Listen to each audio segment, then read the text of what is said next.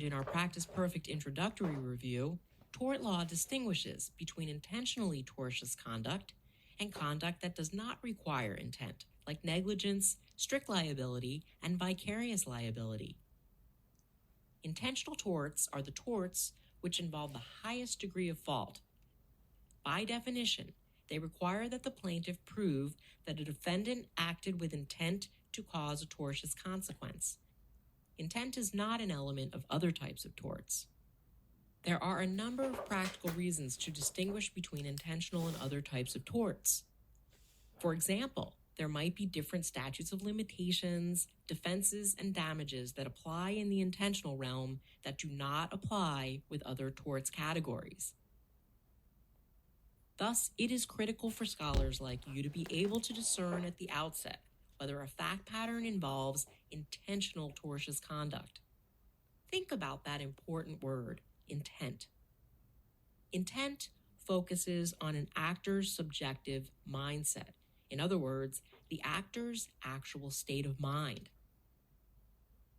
Intentional torts, by definition, require that the plaintiff demonstrate that the defendant acted with the purpose of causing a tortious consequence or acted knowing that a tortious consequence was substantially certain to occur. One acts with the purpose to produce a consequence when one desires that consequence, and one acts knowing a tortious consequence is substantially certain to occur when one acts with the understanding that the consequence is virtually certain to come about.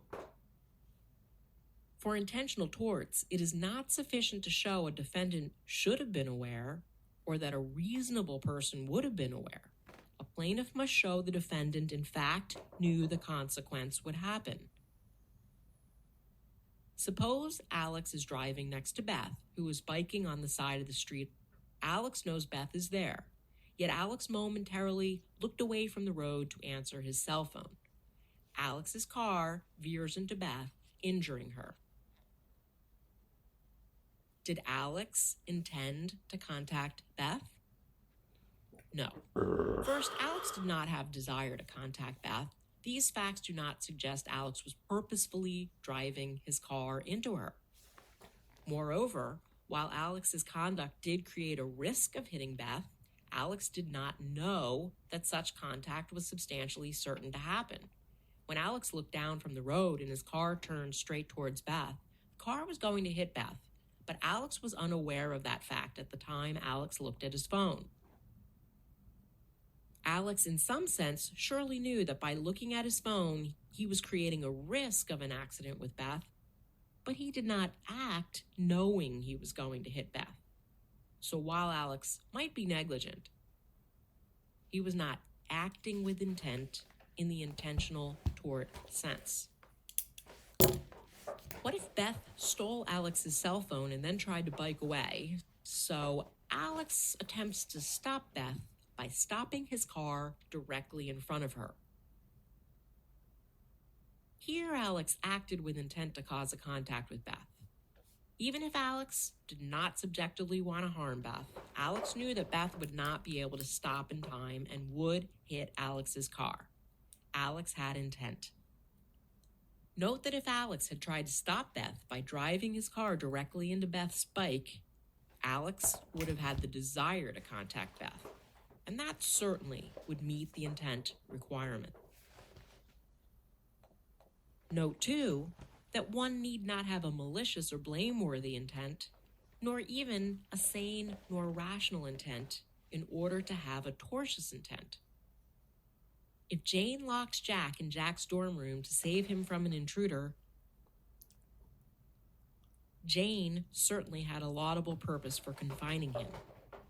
Yet even if Jane did it to protect Jack, Jane still intended to do so. Jane may well have an affirmative defense to the claim, but she still acted with intent. Remember to distinguish between intent and any possible motive or defense to that intent. A defendant can incur liability without a blameworthy motive. Who must the defendant intend to harm? What if Pharmco manufactures a drug that treats cancer and puts it on the market knowing that it has certain side effects that will eventually result in some harm to an unknown number of individuals. Will this qualify as intent? No.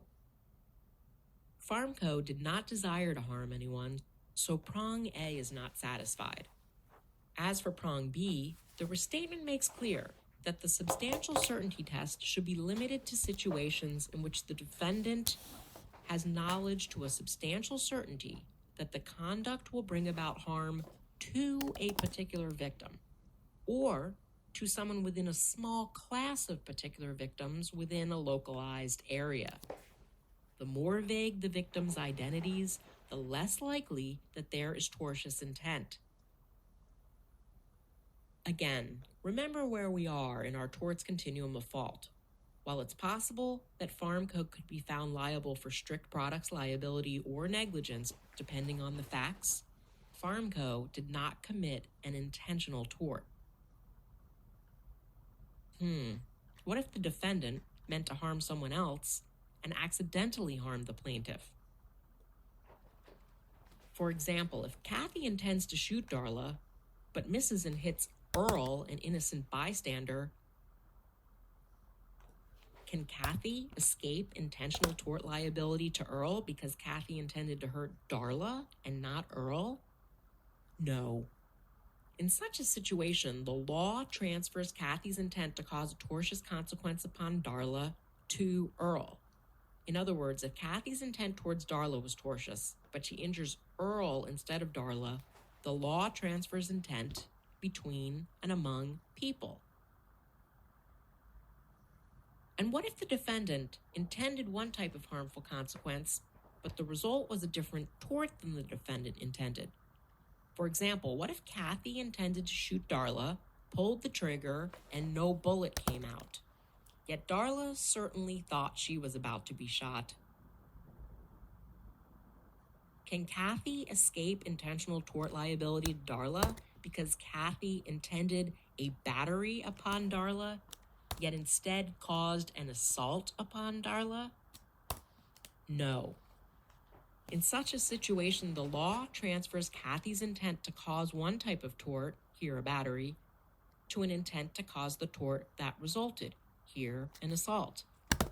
In other words, the law transfers intent between and among intentional torts. You will learn more about the specifics of these two torts in separate practice perfect reviews. There is a difference between intending a consequence and intending the precise consequence that resulted. What matters is that the actor intended to invade an interest that the law seeks to protect, a tortious consequence, even when the result is different than the actor intended. Suppose Frank squirts Gus with a hose in good-natured fun. They weren't playing a game and Gus did not consent to play. So at most, Frank thought Gus would be mad or get wet, but the hose squirts in Gus's eye, impairing Gus's vision. Frank intended to invade Gus's interest in bodily security, a battery, and it does not matter that the precise consequence that resulted, severe eye injury, differs from what Frank intended. Nor does it matter that Frank was just being playful because Gus did not consent.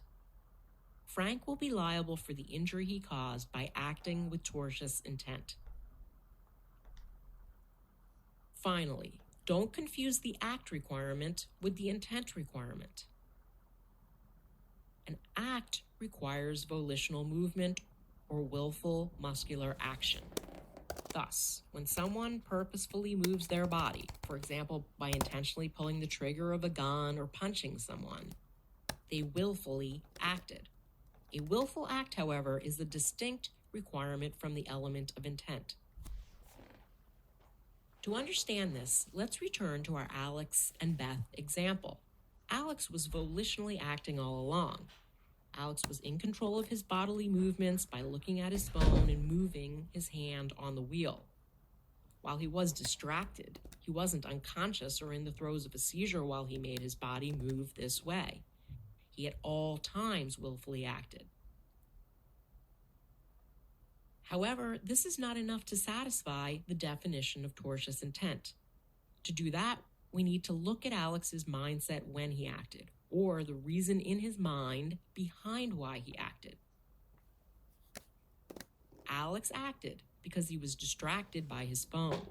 He did not hit Beth on purpose, nor did he know with substantial certainty that he would hit Beth. Alex lacked intent to cause a tortious consequence. This concludes our Practice Perfect review on intent. We recommend you practice applying this information by taking our Practice Perfect intent quiz.